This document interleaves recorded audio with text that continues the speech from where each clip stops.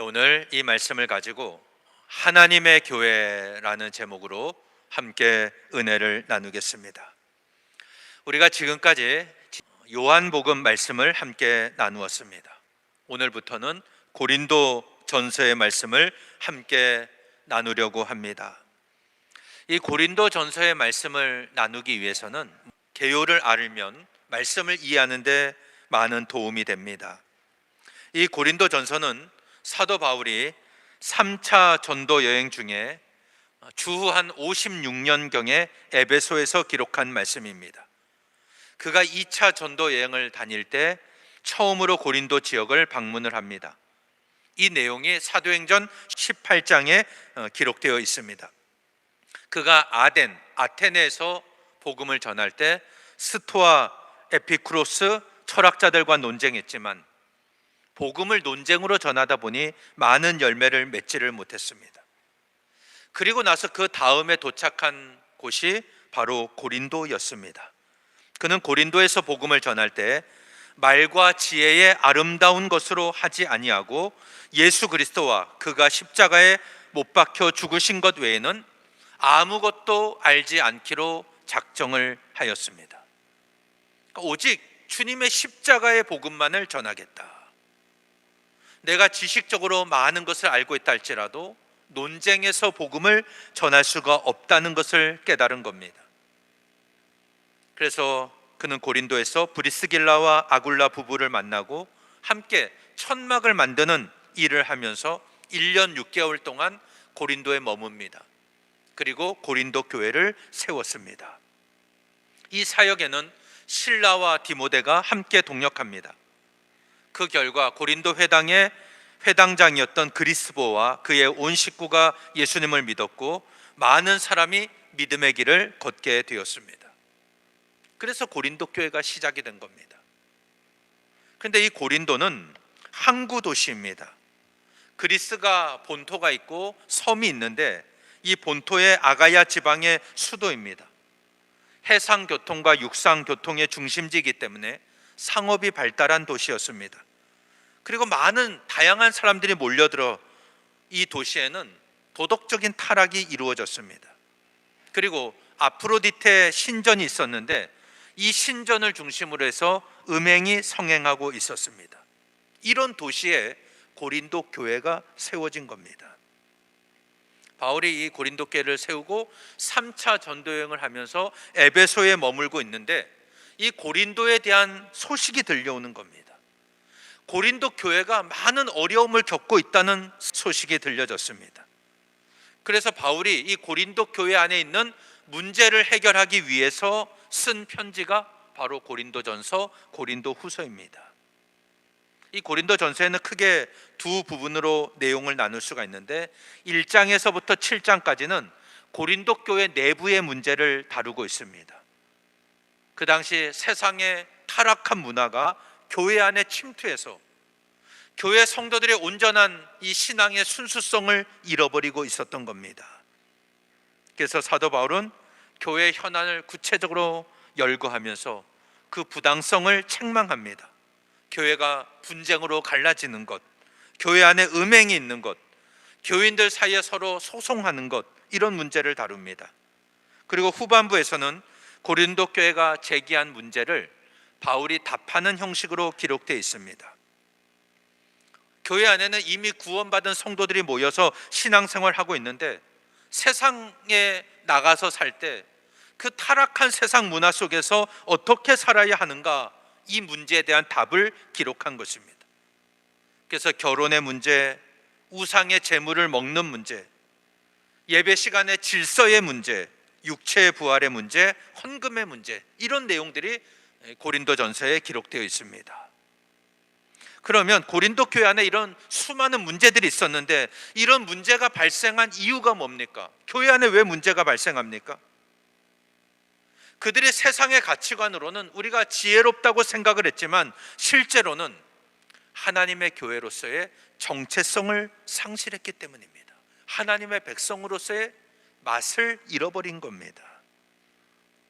여러분, 교회를 교회되게 하는 것은 세상의 지혜가 아닙니다. 세상의 풍요도 아닙니다. 우리가 세상에서 높아지려고 해서 세상에서 인정받는 것도 아닙니다. 세상과 가까이 하고 세상에서 인기를 얻는 것도 교회를 교회되게 하는 것이 아닙니다. 교회는 그리스도의 몸입니다. 그리스도의 몸이다.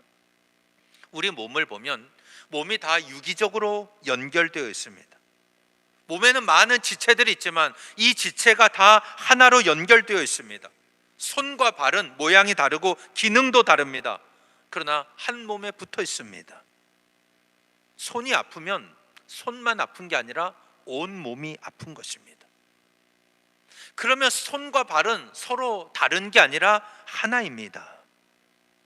고린도 교회 안에 분열이 일어나고 경쟁이 일어난 근본적인 원인은 교회 안의 성도들이 그리스도의 몸으로 하나 되지 못했기 때문입니다. 그러면 그리스도의 몸을 이루기 위한 가장 큰 조건이 무엇이겠습니까? 사랑입니다. 주님께서 죄인인 우리를 사랑하셔서 자신의 몸을 내어주셨듯이 우리도 서로 사랑하며 나 자신을 내어줄 때 그리스도의 몸을 온전히 이룰 수가 있는 것입니다. 그런데 고린도 교회는 파벌로 나누어집니다. 나는 바울파, 나는 그리스도파, 나는 게바파, 나는 아볼로파. 나는 바울이 목회할 때 은혜 받았고, 바울이 목회할 때 임직했고, 아볼로가 목회할 때 세례 받았고, 나는 아볼로가 목회할 때 이 교회 왔고, 나는 아볼로파야, 나는 게바파야. 이도 저도 아니면 나는 그리스도파, 나는 예수파야 하면서 교회가 갈라지고 있었던 겁니다. 그리고 하나님이 많은 은사를 주셨는데 그 은사를 교회를 섬기고 다른 사람을 섬기는 데 사용하지 않고 다른 은사와 경쟁하는 데 썼습니다. 누구의 은사가 더 좋은가? 누구의 은사가 더 크고 더 영향력이 있는가? 이거 가지고 싸웠던 것입니다. 하나님의 은사를 선물로 주신 것은 서로 사랑하며 섬기기 위해 주신 겁니다. 그런데 고린도 교회 성도들은 자신의 은사를 우월함을 나타내는 데 사용했습니다. 내가 이만큼 우월하다, 내가 이만큼 훌륭하다, 이것을 나타내는 데 사용했던 겁니다. 파벌이 생기는 이유도 마찬가지입니다. 하나님 주신 은사를 가지고 하나님을 섬기고 그리스도를 섬기는 충성이 사랑으로 나타나야 되는데 서로 사랑하는 것으로 나타나지 않았기 때문입니다. 그러니 은사가 풍성하다고 다 좋은 것이 아닙니다. 이 은사는 교회의 덕을 세우고 교회를 온전히 섬기기 위해 하나님께서 주신 선물입니다. 그래서 이 은사가 다 합쳐질 때 온전한 몸이 되는 거예요. 손의 기능은 손의 기능이 있고 발은 발의 기능이 있는 거예요. 손이 발의 기능을 하면 정상적인 삶을 살 수가 없는 것입니다. 그러니까 각자가 다 자신의 역할을 제대로 할 때 전체 필요를 다 채울 수가 있는 것입니다. 그래서 다양한 은사로 한 몸의 통일성을 이루는 것, 이게 바로 진정한 교회예요. 다 다양한 은사가 있지만 이것이 한 몸을 이루고 통일성을 이루는 것, 이게 바로 교회라는 겁니다. 그런데 고린도 교회의 문제는 뭐냐면 이 은사를 자기 유익만을 위해 사용했습니다. 그리고 내가 가진 은사를 가지고 서로 경쟁합니다. 그러니 교회가 하나 될 수가 없었던 겁니다. 교회를 하나 되게 하는 힘은 바로 사랑이라 그랬죠. 사랑이 있어야 되는데 사랑이 없으니까 사람의 방언과 천사의 말도 소리나는 구리와 울리는 꽹과리가 되고 말았던 겁니다. 사랑이 없으니까 예언도 지식도 다 의미가 없어져 버립니다. 사랑이 없으니까 구제하는 것도 무익하고 말았습니다. 은사가 은사되기 위해서는 반드시 사랑이 있어야 됩니다.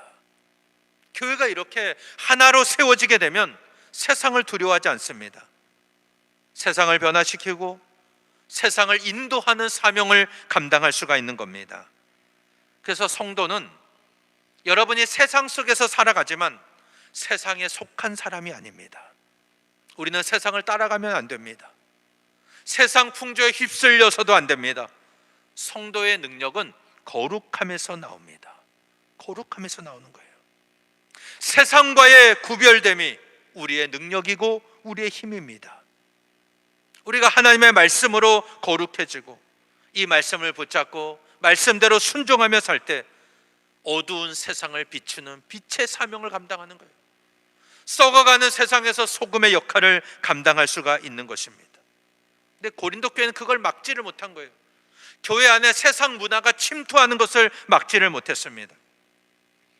이 고린도 지역이 해상교통, 육상교통이 발달하면서 많은 사람들이 몰려들었습니다.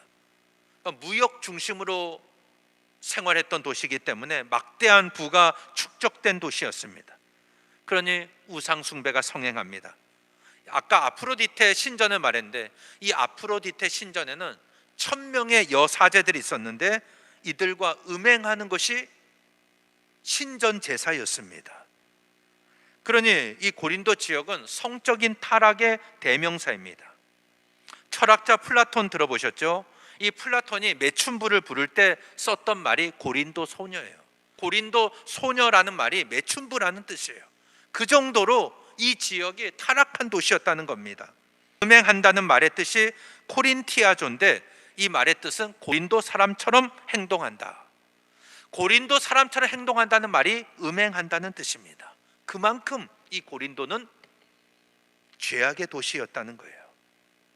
그런데 이런 문화가 교회 안에 그대로 들어왔습니다.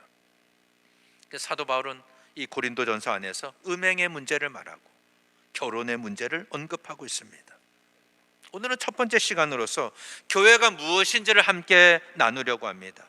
사도 바울은 자신이 하나님의 뜻에 따라 그리스도 예수의 사도로 부르심을 받았다, 이렇게 말씀을 하고 있습니다.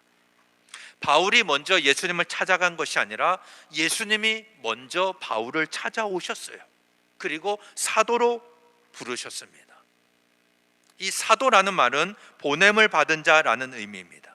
헬라 지역에서는 황제나 군주의 전권을 위임받은 대사를 사도라고 했어요. 우리도 뭐 대통령 특사 이런 말을 쓰지 않습니까? 그게 사도입니다. 그 말의 뜻은. 근데 성경에서 말하는 사도는 그리스도의 권위를 부여받은 사람입니다. 그러니까 예수님이 직접 부른 사람들, 12제자를 우리가 사도라고 부르지 않습니까? 근데 바울은 예수님의 12제자가 아닌데 어떻게 사도가 될 수 있는가? 그가 사도행전 9장에 보면은 대제사장에게 공문을 받아서 다메섹에 있는 그리스도인들을 잡으러 가다가 강력한 빛 가운데 예수님을 만나지 않습니까? 사울아 사울아 내가 어찌하여 나를 박해하느냐? 주님 누구십니까? 나는 내가 박해하는 예수라. 그렇게 예수님을 만납니다. 그리고 지금까지는 박해자로 살았지만 이제는 복음의 전도자로 변화됩니다. 그때 주님이 다메섹에 있던 아나니아에게 하신 말씀이 무엇입니까? 이 사람은 내 이름을 이방인과 임금들과 이스라엘 자손들에게 전하기 위하여 택한 나의 그릇이라. 내 이름을 이방인과 임금들과 이스라엘 자손들에게 전하기 위한 택한 나의 그릇이다. 예수님이 직접 택하셨다는 겁니다. 주님이 택하셨기 때문에 사도라고 부르는 거예요. 이 바울은 자신의 정체성을 분명하게 알고 있었습니다. 나는 사도다. 그래서 고린도전서 1장 1절 말씀에서 하나님의 뜻을 따라 그리스도 예수의 사도로 부르심을 받은 바울이라고 했습니다. 오늘 우리도 마찬가지입니다. 우리 모든 성도는 내가 주님을 선택한 것이 아닙니다. 주님이 나를 먼저 부르셨습니다. 주님의 계획과 섭리 속에서 우리를 찾아오셨습니다. 그리고 그리스도의 일꾼으로 부르셨습니다. 우리가 이것을 분명하게 알면서 신앙생활하면 내가 어떤 상황에 놓였다 할지라도 우리는 담대할 수가 있습니다. 우리의 삶에 힘들고 어려운 시간이 찾아올 때가 있습니다. 내 주변에 아무도 없는 것 같습니다. 아무도 나에게 신경 쓰지 않고 관심조차 없는 것처럼 보입니다. 그러나 하나님이 나를 부르셨음을 내가 기억하고 있다면 지금의 문제는 아무 어려움이 아닙니다. 중요하지 않다는 겁니다. 하나님이 나를 먼저 부르시고 내가 그리스도 안에서 거룩해진 것이 중요한 겁니다. 지금의 문제보다 내가 진리의 말씀을 붙잡고 거룩한 사람으로 살아가는 것, 이게 더 중요하다는 거예요. 주님이 나를 부르셨기 때문에 그 문제도 해결할 수 있는 능력을 주시기 때문입니다. 그래서 요한복음 17장에 보면은 예수님이 십자가 사건을 앞두고 대제사장으로서 기도하시지 않습니까? 요한복음 17장 17절에 보면 그들을 진리로 거룩하게 하옵소서. 아버지의 말씀은 진리니이다. 제자들이 거룩해지는 것은 진리로 거룩해지는 거예요. 아버지의 말씀이 진리라고 했습니다. 오늘 우리가 거룩해지는 것, 하나님의 말씀을 붙잡고 그 말씀에 순종할 때입니다. 주의 말씀을 붙잡을 때예요. 주님은 그것을 위해서 기도하셨습니다. 여러분, 성도는 저절로 거룩해지지 않습니다. 거룩해서 성도가 아니라 우리가 예수 그리스도의 십자가 보혈로 죄를 씻음 받고 성령의 능력을 힘입어서 하나님 말씀대로 순종하며 살기 때문에 거룩한 거예요. 성도라서 거룩해진 게 아니에요. 그 말씀을 붙잡고 살기 때문에 거룩한 백성이 된 것입니다. 그래서 사도 바울은 하나님의 뜻을 따라 그리스도 예수의 사도로 부름을 받았다. 오늘 우리가 하나님의 섭리 가운데 우리를 부르셔서 하나님의 자녀 삼아주시고 하나님의 백성 삼아주시고 복음의 전도자로 삼아주신 것을 날마다 기억하며 주님을 따르는 저와 여러분 되시기를 바랍니다. 사도 바울은 고린도 교회의 안부를 전하는데 먼저 교회가 무엇인지를 분명하게 말합니다. 오늘 말씀 2절에 보세요. 고린도에 있는 하나님의 교회, 곧 그리스도 예수 안에서 거룩하여지고 성도라 부르심을 받은 자들과 또 각처에서 우리의 주 곧 그들과 우리의 주 되신 예수 그리스도의 이름을 부르는 모든 자들에게, 이렇게 말씀했습니다. 자, 여기 보면 아주 중요한 표현이 나옵니다. 교회는 무엇입니까? 교회는 하나님의 교회입니다. 하나님의 교회다. 여러분, 교회는 이 건물이 아닙니다. 건물은 예배당이고 교회는 성도들의 모임입니다. 구원받은, 예수 믿고 구원받은 사람들의 모임입니다. 사람이 모였기 때문에 사람이 주인이라고 생각하지만 그렇지 않습니다. 교회 개척자도 주인이 아닙니다. 담임 목사도 주인이 아닙니다. 교회를 오래 다녔거나 이 교회 건축할 때 많은 헌금을 했다고 주인이 되는 게 아닙니다. 교회 주인은 바로 하나님이십니다. 하나님의 교회예요. 하나님이 주인이시고 교회의 머리는 예수 그리스도입니다. 여러분, 건강한 몸은 머리가 생각하는 대로, 머리가 명령을 내리는 대로 온 몸이 유기적으로 움직이는 거예요. 머리가 생각하는데 몸이 움직이지 않으면 건강하지 못한 거예요. 물을 마셔야 되는데 손이 움직이질 않아요. 건강하지 못한 겁니다. 교회가 건강하다는 것은 머리 되시는 예수 그리스도의 말씀으로 하나 되는 것이고 그 말씀에 온전히 순종하는 겁니다. 그럴 때 주님이 기뻐하시는 성경적인 교회가 될 수 있습니다. 사도 바울은 고린도 교회를 향해서 고린도에 있는 하나님의 교회다. 그러면 우리 교회는 어떤 교회입니까? 원주 남쪽에 있는 관설동에 있는 하나님의 교회예요. 하나님이 세우신 원주 남쪽 이 관설동에 있는 하나님의 교회다.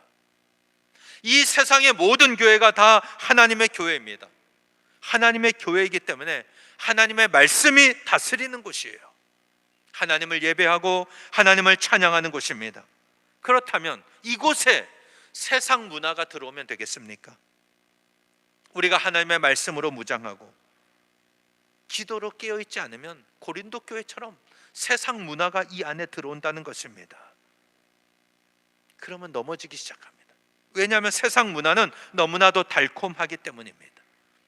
우리가 신앙생활 하면서 잊지 말아야 할 사실은 신앙생활의 기본은 십자가의 길이에요. 십자가의 길입니다. 예수님을 따르는 삶은 결코 쉽지 않습니다. 오늘날 한국 교회가 힘을 잃어가는 이유 중에 하나는 세상 문화가 교회 안에 침투했기 때문이에요. 세상 문화가. 성도들이 하나님의 말씀으로 무장하고 이 말씀대로 순종하며 살아야 하는데 정작 세상에 나가서는 말씀과 상관없이 살아갑니다. 세상과의 구별됨이 사라져 버렸습니다. 그러면 더 이상 세상을 변화시키질 못합니다. 물고기가 살아 있어야 물길을 거슬러서 올라가는 거예요. 근데 죽은 물고기는 물살에 떠밀려 내려가는 것입니다. 우리의 신앙이 살아 있으면 세상에서도 세상 물살을 거슬러서 올라갑니다. 그런데 죽은 신앙은 세상 풍조에 떠밀려가는 신앙이 되고 맙니다. 우리가 세상을 이기는 길은 하나님의 말씀으로 무장하는 거예요. 이 말씀대로 순종하는 겁니다. 그래서 하나님의 능력을 세상에 나타날 때 우리가 세상을 이기는 교회가 될 줄로 믿습니다.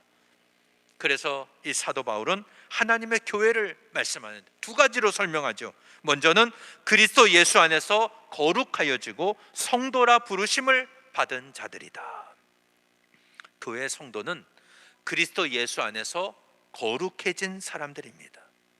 우리는 다 양 같은 존재예요. 각기 제 길로 갔습니다.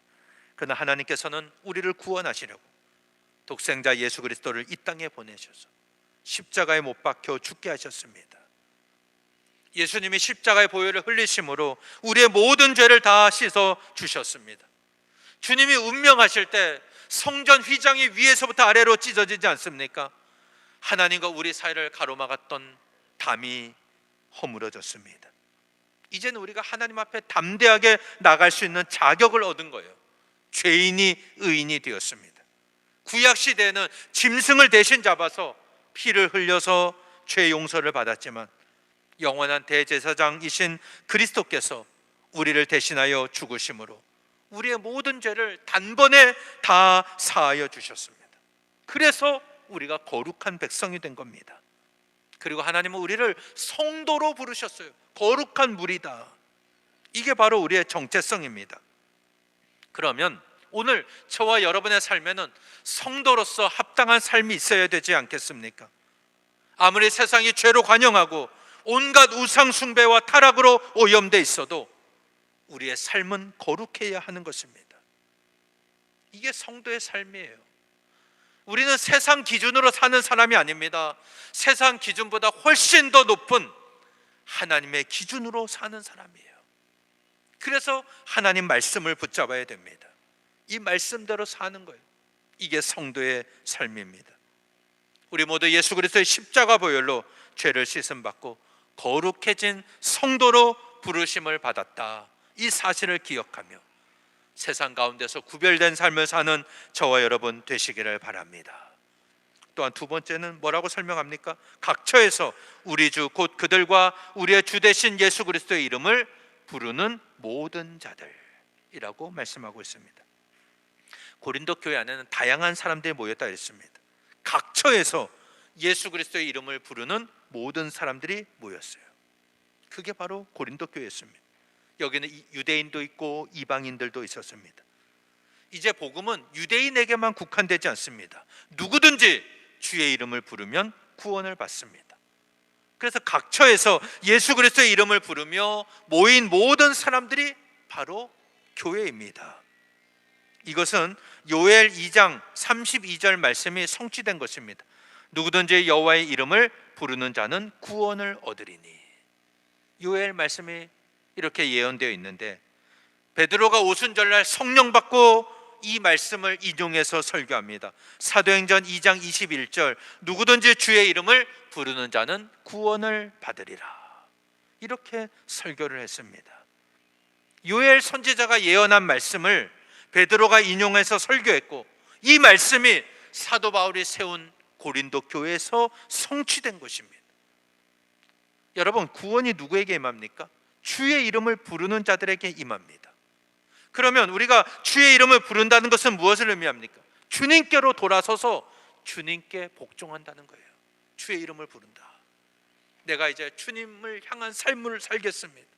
주님의 뜻대로 살겠습니다. 이게 바로 주의 이름을 부르는 겁니다. 로마서 10장 12절 13절에 보면 유대인이나 헬라인이나 차별이 없음이라 한 분이신 주께서 모든 사람의 주가 되사 그를 부르는 모든 사람에게 부요하시도다. 누구든지 주의 이름을 부르는 자는 구원을 받으리라. 이렇게 말씀했습니다. 이제 유대인, 헬라인 차별이 없어졌습니다. 주님은 예수 그리스도의 이름을 부르는 모든 사람에게 부요하시다. 이렇게 말씀하십니다. 예수님을 내 삶의 주인으로 모시고 내가 주님의 말씀을 따라가고 이 말씀이 내 삶과 온 세상에 미친다는 것을 고백하는 사람에게 풍성한 은혜와 복을 주신다는 말씀입니다. 그래서 교회가 사랑으로 하나 되어야 하는 이유가 바로 여기 있습니다. 교회는 각처에서 모인 거예요. 각처에서 모든 사람들이 주의 이름을 부르며 모인 곳이 바로 교회입니다. 그러면 우리 교회만 놓고 보아도 다 수준이 달라요. 생활 수준이 다릅니다. 넉넉한 분이 있고 가난한 분이 있습니다. 많이 배운 사람이 있고 배우지 못한 사람이 있습니다. 교회를 오래 다닌 사람이 있고 얼마 안 된 사람이 있습니다.